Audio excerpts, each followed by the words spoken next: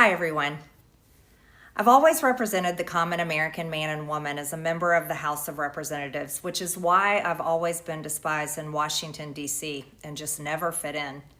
Americans are used by the political industrial complex of both political parties, election cycle after election cycle, in order to elect whichever side can convince Americans to hate the other side more. And the results are always the same. No matter which way the political pendulum swings, Republican or Democrat, nothing ever gets better for the common American man or woman. During the longest shutdown in our nation's history, I raged against my own speaker and my own party for refusing to proactively work diligently to pass the plan to save Americans' health care and protect Americans from outrageous, overpriced, and unaffordable health insurance policies. The House should have been in session working every day to fix this disaster, but instead America was force-fed disgusting political drama once again from both sides of the aisle on television every single day. I have fought harder than almost any other elected Republican to elect Donald Trump and Republicans to power. I traveled the country for years. I spent millions of my own money. I missed precious time with my family that I can never get back.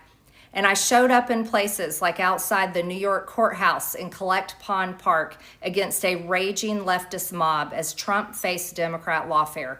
Meanwhile, most of the establishment Republicans who secretly hate him and who stabbed him in the back and never defended him against anything have all been welcomed in right after the election.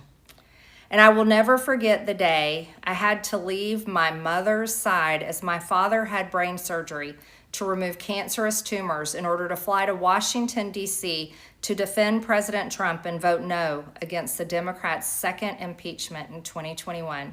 My poor father and my poor mother, it was way too much for all of us. Standing up for American women who were raped at 14 years old, trafficked and used by rich, powerful men should not result in me being called a traitor and threatened by the President of the United States, whom I fought for.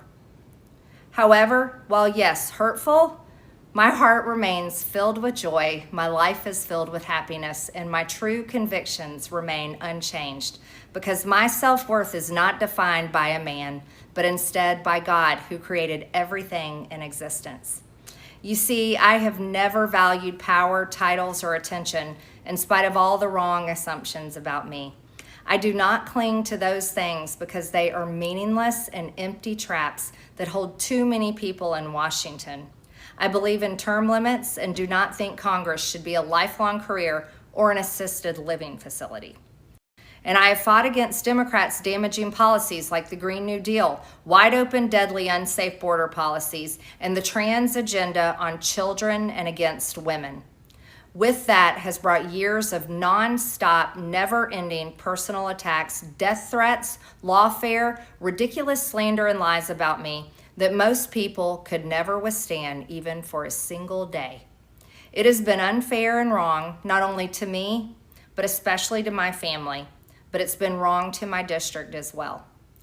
I have too much self-respect and dignity. I love my family way too much, and I do not want my sweet district to have to endure a hurtful and hateful primary against me by the president that we all fought for, only to fight and win my election while Republicans will likely lose the midterms, and in turn be expected to defend the president against impeachment after he hatefully dumped tens of millions of dollars against me and tried to destroy me. It's all so absurd and completely unserious. I refuse to be a battered wife, hoping it all goes away and gets better. If I am cast aside by the president and the MAGA political machine and replaced by neocons, big pharma, big tech, military-industrial war complex, foreign leaders, and the elite donor class that can never ever relate to real Americans, then many common Americans have been cast aside and replaced as well. When common American people realize and understand that the political industrial complex of both parties is ripping this country apart, that not one elected leader like me is able to stop Washington's machine from gradually destroying our country, and instead the reality is that they common Americans, the people, possess the real power over Washington, then I'll be here by their side to rebuild it. Until then, I'm going back to the people that I love, to live my life to the fullest as I always have, and I look forward to a new path ahead. I'll be resigning from office with my last day being January 5th, 2026, and I look forward to seeing many of you again sometime in the future. May God bless you all, and may God bless America.